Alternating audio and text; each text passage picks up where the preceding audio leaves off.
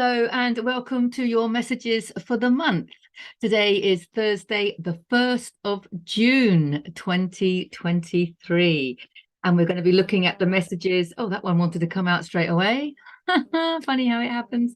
We're going to be looking for the messages. Oh, and that one for this coming month, the month of June. Wow, we're halfway through the year already. It's warming up here in Spain. We had a ridiculously hot April and then a very wet May. So things are a little bit strange, but I think now we're coming into the Spanish summer. So I hope it's bright and cheery wherever you are. I love June. June for me is the birthday month. It's not my birthday month, but I have two lovely sisters who have a birthday in June, and my good friend Liz Nagle. If you don't know her, check out my section on self-mastery with Liz Nagle. It's her birthday in June. And of course, my wonderful son. His birthday is also this month. And to add to the birthdays this month, the garden retreat. Wow, how time flies when you're enjoying yourself, right?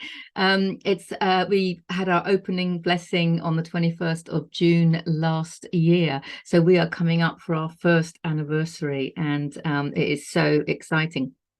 And so we're offering a free event to give back to the community that has just welcomed us here in Pago, and the community that has allowed us to do what we love doing. You know, we're just spending our time doing what we love and loving what we do. And it's the community that allows us to do that. So we're offering it as a free event to give back to them. And yeah, it's amazing. So I've been reflecting on the year and practicing what I preach again. Now, that was the message for this week. So I will be interested to see if that energy is still around. Practice what you preach. Because one of the things that always comes up with the messages is to follow your joy, to follow your excitement, to follow your inspiration, to follow your joy. And so when reflecting on my year running the garden retreat, I have just thought, what events have brought me the most joy? What services that I offer are bringing me the most joy? Obviously, anything to do with tarot cards is up there. But also, you know, just reflecting on the workshops and everything, and just realizing, okay, that's the way I want to go forward. And I think it's a really sensible thing for everyone to do at this time moving forward. If you're feeling a little bit stuck and you don't know which way to go, I think this is the most logical step to take. Do whatever brings you the most joy. And don't separate work and play, remember, because what brings you the most joy might be a play activity, not a money-making activity, but that doesn't matter because we're focusing on frequency, aren't we? And it's the frequency that will create a better future for you, a better reality. So, but if you are business minded and you're looking at, you know, how to make money, and you've got lots of different, what do they call it? Fingers in lots of pies, irons in lots of fires, or whatever the phrases are. Just reflect on what services, what aspects of your work do you enjoy the most, and take those forward with you. So it's about following the joy. So I'm putting it out there that the workshops and the private workshops as well. I've been getting requests to do private workshops, which are really exciting, because then you're working with really motivated people, small groups, you can make loads of progress, and it just feels really, really good to me. I mean, it just makes me high, basically. So that's my way going forward. What's your way going forward? What's your joy? While I said all of that, 3 cards came out. They're face down. I don't know what they are. I'm wondering if I sound any different this week or this month. Because look, I have a proper microphone. So a lot of people have mentioned that I sound a bit mumbly. Somebody mentioned that the captions that you can put on the bottom of videos, apparently they were quite amusing because I was mumbling so much. So I'm hoping we'll find out at the end, won't we, that this microphone is going to make everything a bit clearer. So If you're new to my channel, welcome. If you don't know who I am, my name is Deborah Jane Sutton, and I am so happy that you're here to share these messages with me. You can find out more about me and the things that I do on my website at deborahjanesutton.com, Facebook, Deborah Jane Sutton, and this YouTube channel. So have a good browse around and like and share and subscribe. Oh, and comment and all those other things. Right, here we go. What has June got in store for us? Can we have some messages of guidance, please? Here we go. The Hermit. I love the Hermit. I particularly love the Hermit because it is the Virgo card. Now, Virgo is the end of the summer and we're coming into the beginning of it. So this is an interesting one already. Now, the Hermit is traditionally about solitude and meditation. And I think it was recently, yes, it was a few weeks ago that we had a message and a video on the power of solitude. And that's interesting because I've actually booked in, and I have to book it in now in my diary and plan around it, another 3 days of solitude. Perfect time to meditate, perfect time to fast if you're being drawn to do that kind of thing. But he is on his own. He's enjoying his solitude, so he's not lonely, of course. For a lot of people, and I know a lot of you watching my videos will be parents of young children and have partners and be busy working with clients and everything. And so solitude is actually a bit of a luxury. If you're avoiding your solitude, now I remember when I used to do that, I used to avoid my solitude. I was very gregarious, and I thought it was because I was so sociable that I always wanted to be around people. But actually, looking back, I didn't want to be on my own. Why didn't I want to be on my own? Because I didn't actually love or like the person that I was. So it's really important if you find yourself avoiding solitude, avoiding being on your own, ask yourself why, because there'll be some stuff in there that wants to come up. So also, the importance of being on your own. Some people might also be numbing it out. I mean, I was one of these that would drink too much at the weekend. You know, why would we do that? Why are we disconnecting ourselves from ourselves? What we're really doing is disconnecting our human from our higher self when we do things like that, when we self-sabotage in that way, or when we distract ourselves, you know, wine and Netflix or whatever the craze is. It's just taking you away from tapping into your higher self, remembering that you are your higher self. You're not your human. If you can refer to your human like this beautiful little child that they are, he or she is, it really, really helps you stay in that expanded state of awareness. And you can also be less judgmental about any emotions that you're feeling or any unconscious behavior or any self-sabotaging behavior. You can look at it like a child. When a child behaves unconsciously, you don't judge them, you don't beat them up, you don't have a go at them, you just love them and hold space for them. And if they're getting angry, you just let them get it out of their system, right? While making sure that they know they're loved and secure and safe. And that's exactly what we can do as our higher self. We can do that for our human, so we can process these emotions and not wallow in them and not think that there's anything wrong, you know, because if you were, let's say you were processing anger or grief or something, and you just want to cry or scream or what have you, you can actually make the situation a lot worse, can't you? By just completely lowering your vibration and then feeling guilty and bad and everything else, and then thinking there's something wrong. Whereas if you can just distance yourself and look at your human from a higher level of consciousness and hold space for them and allow them to be the child that they are, allow them to be the human, having the human experience that you're having, right? Allow that with love and compassion. And if you can do that, then you can process that anger, you can process that fear, you can process that grief, whatever it may be, the anxiety, whatever it may be, you can process it from a higher level of consciousness, from an expanded state of awareness. That is going to help you. It's going to help you process it, and it's going to help you process it and then come back up, as opposed to entangling and staying in the density of those emotions. So that's an interesting thing. Now, also, solitude. If you're kind of new to solitude, you might just want to cry. There have been times when I've just sat on my yoga mat and just wanted to have a cry. And you don't have to know why. You don't have to know why. You're just allowing your human to be the beautiful, amazing human that they are. Okay, and we're just processing so much stuff at the moment. We don't need to ask any questions. We don't need to judge. We can just process it and move on. But it's easier to process it when we're on our own, you know. Also, it gives you a chance to reflect, like I was just talking about, reflecting on the past year. It gives you a chance to reflect. Who in your life do you want to keep with you going forward into your future? Who can you do without?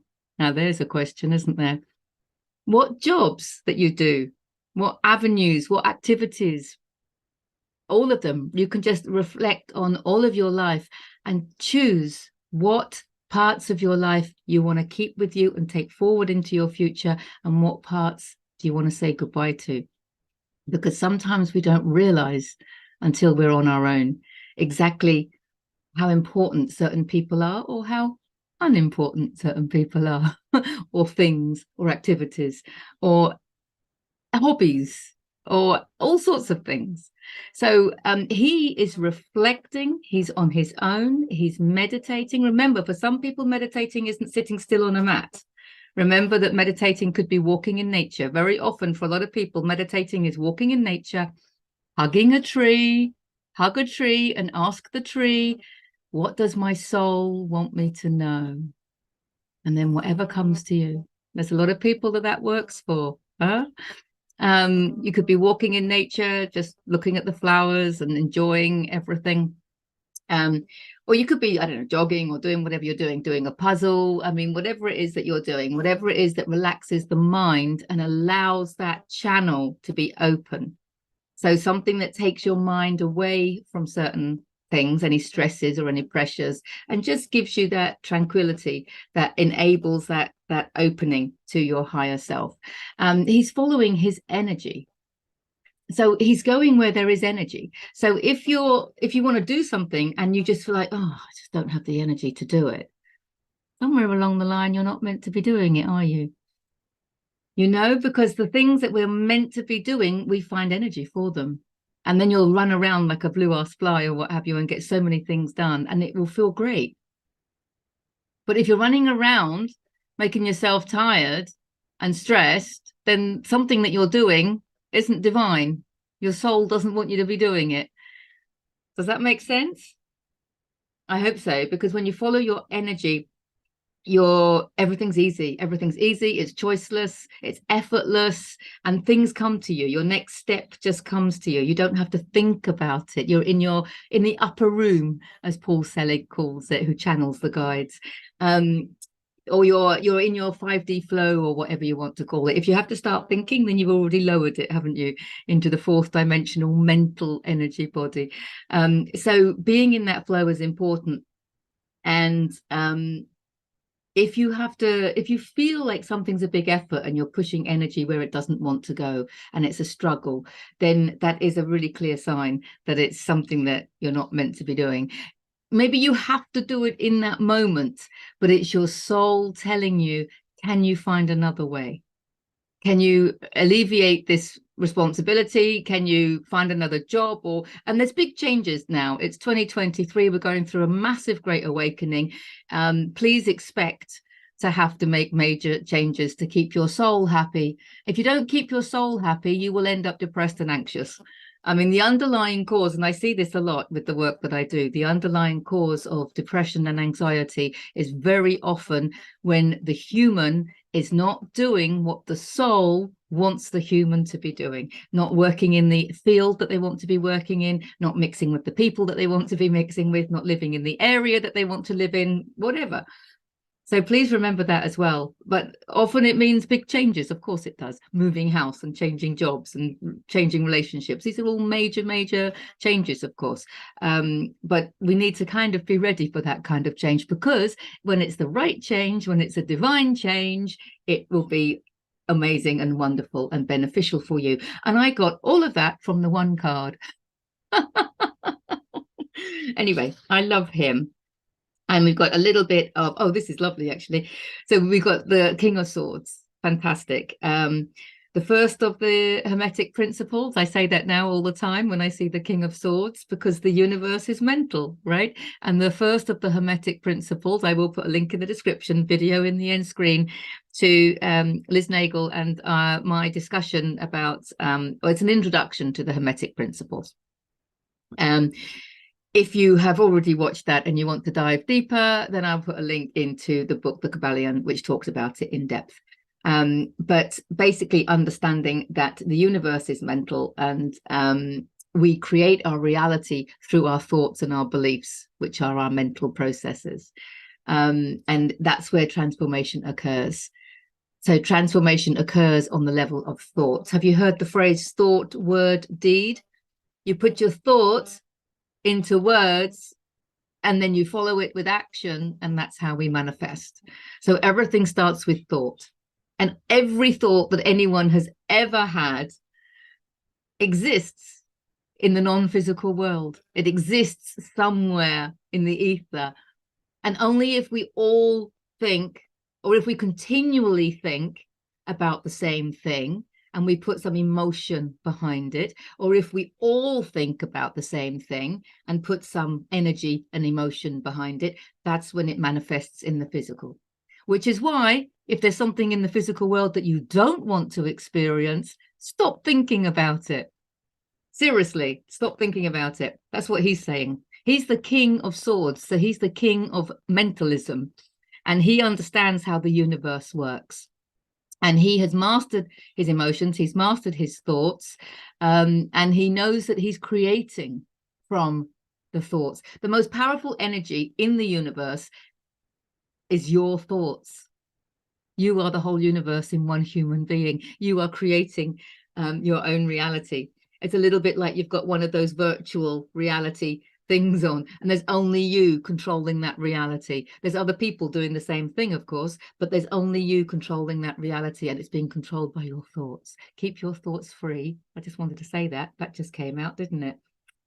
Keep your thoughts free, because our last one, oh, this is beautiful for the beginning of a month. So this is the month of June, and we have an ace, which is new beginnings, and it's a sword. It's a sword. It's an aha moment. It's a spiritual awakening. It's a breakthrough. It's a massive breakthrough for you in your awakening journey. And it starts at the level of thought. What have I just said? Thought, word, deed. It starts at the level of thinking. And yeah, no, it's interesting, because my son James actually said today that he did a sound bath last night, and it was fantastic. It was an amazing group of people. We really appreciate the people that come to his sound baths, and he really enjoys doing it, of course. That's one of the things that he wants to take into his future. But he said to me, oh, I had this idea while I was doing the sound bath, and straight away I knew that that had to be a divine thought, because when he's in his divine flow, creating the frequencies, and he's following his intuition, and he's like him. I mean, for him, when he's doing his sound baths, he's in this energy, he's in his 5D flow, the upper room, or whatever we're going to call it, and he's just following his intuition and serving others. And that's a beautiful place to be.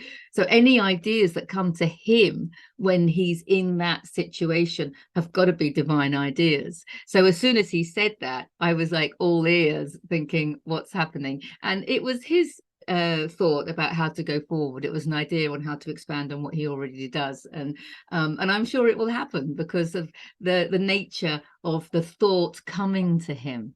So when you are in solitude, doing what you love, following your energy, okay, relaxing the mind.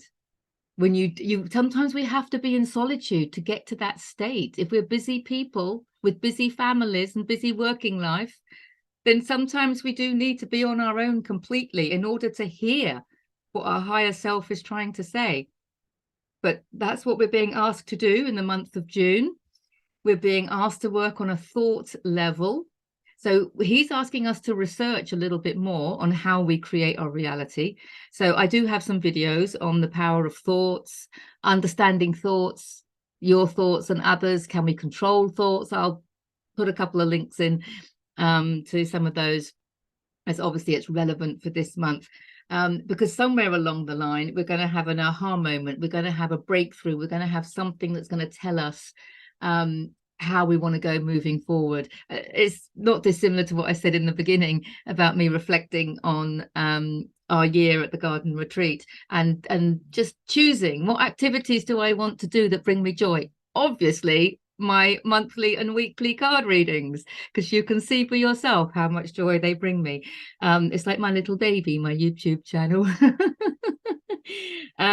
So yeah, it's about doing what you love. What do you want to take forward with you, and honoring and not dismissing? Because it was funny, because when James said, oh, I had this idea, and then he said straight away, he went, but it was met with resistance, which was interesting, because what I would say, he uses different words to me, but what I would say is it was met with limiting beliefs. We have these ideas, these inspirations, and there's big changes, remember? So this could be an inspiration about moving countries, moving house, changing jobs, definitely changing jobs. If you're in a job that your soul isn't happy with, you know, it's time to change. And I'm not saying just walk out and not care, you know, about your salary or about the, you know, the backlash. Obviously, we want to do things as practically and sensibly as possible, but definitely start getting into motion. It's an ace. It's the beginning of doing something differently. It's the beginning of following your moral compass. If you're not going to follow your moral compass, who else is going to do it for you? Trust me, Judgment Day, your moral compass, following it is going to be really important. I don't say that in a punishing way. You are the only person judging yourself. You are your higher self. There's only you to answer to. But even so, your soul is going to be so nurtured when you follow your moral compass. So I think that's going to be relevant for a lot of people, that bit. And also, I want to say, it's coming to me to just say, why are we waiting? If you're waiting for something, you've got to remember, time is an illusion. If you're waiting to leave a job, or you're waiting for the right time to leave a relationship, you're waiting for the right time to move, what are you waiting for exactly? I mean, if you have something in particular that you're waiting for, then fair enough. But if you're just waiting, one day I want to move there, one day I want to, well, that one day is here. It's here in June. You've got 30 of them this month. That's what this ace is saying. Think differently. Release the limiting beliefs that are stopping you from following your divine inspiration. Release the resistance. Release the resistance that you have to carrying out whatever it is that your soul wants you to do, and your soul's talking to you loud and clear, and especially when you spend time on your own. There you go. There's your messages for the month of June. Interesting, huh? So more solitude, more understanding the power of your thoughts, and relaxing your mind and doing what you love to allow those divine inspirations to come through, those divine guidance to come through, those ideas, those new ideas to come through, new ideas taking you in a new direction. You have the idea, speak about them to somebody so you can go thought, word, and then take a baby step in that direction. Doesn't matter what step you take, but just take a physical step in that direction. Thought, word, deed. That's how you're going to manifest. That's how you're going to create your reality. Let's take forward with us what we want to experience in our life, what we want to experience in our reality. Let's take that step away from what we don't want to experience. And don't focus on what you want to create, remember, because your focus, your thoughts, your attention is the most powerful energy that there is, and it's creating your future. So think about the future that you want, and don't think about the world that you don't want. Does that make sense? I hope so. If you want a private session, get in touch. Lots of links in the description. Mwah, mwah, mwah. I love you all. I hope the microphone has improved things. We will see now, won't we? Well, I will. You've already seen. Have a fantastic month. I'll see you on Sunday for the weekly cards of the week, the messages for the week. Lots of love to you all. Bye for now.